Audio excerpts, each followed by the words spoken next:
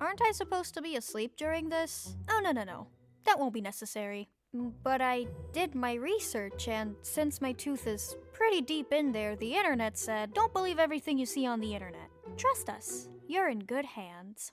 When I started, I could hear and feel everything that was happening, just without any discomfort. But after a few minutes, I was hit with the horrible realization that I started to feel pain. It wasn't that bad, but since you're not supposed to feel any pain, I knew something was wrong. I tried to alert them, but since my mouth was stuffed with tools and I started panicking, they thought I was just being hysterical and kept telling me to stop moving.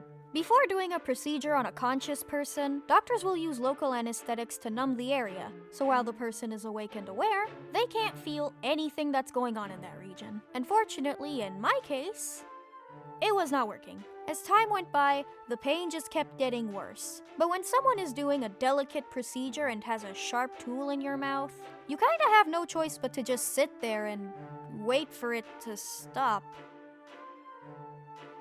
Anyway, after they were done, I couldn't talk, so I had to use a pen and paper to communicate. Oh yeah, pain is normal for the next few days, but right now she's fine. You little! I kept insisting that I was not fine, but these guys acted like I was just being dramatic. At that point, I was both physically and mentally exhausted, and I just wanted to go home. It was the most unpleasant experience of my life, but it was finally over. I was really tense and stressed throughout the surgery, but after being outside for a few minutes, I took a deep breath and started relaxing myself. Then, out of absolutely nowhere, the pain in my mouth started pulsing. Is that? Nope, we are numb, and... oh, nope, that's pain. We're in pain.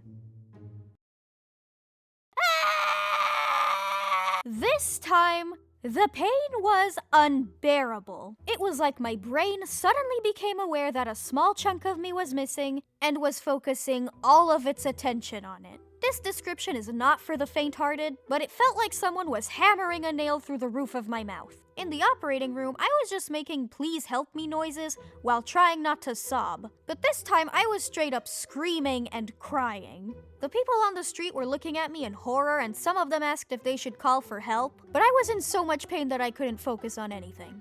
My family panicked, and we rushed back to the dentist, where all they did to help me was give me a glass of water and say that it really shouldn't hurt that much. Being in pain sucks, but being in pain and not being able to say so is another form of torture. I gained a lot of empathy for babies that day.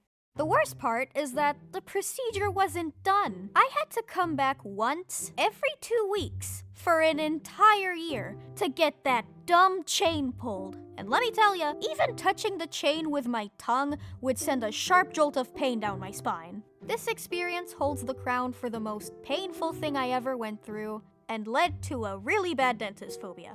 Actually, not just a dentist, literally anyone wearing a doctor's coat. My parents occasionally make fun of me because I used to be one of those kids who wasn't afraid of anything hospital-related, and now I'm a 19-year-old that turns into a feral animal at the mere sight of a pointy object. I go through extreme lengths to avoid going to the dentist, and even passing by one fills me with indescribable fear, but I'm slowly working on fixing that.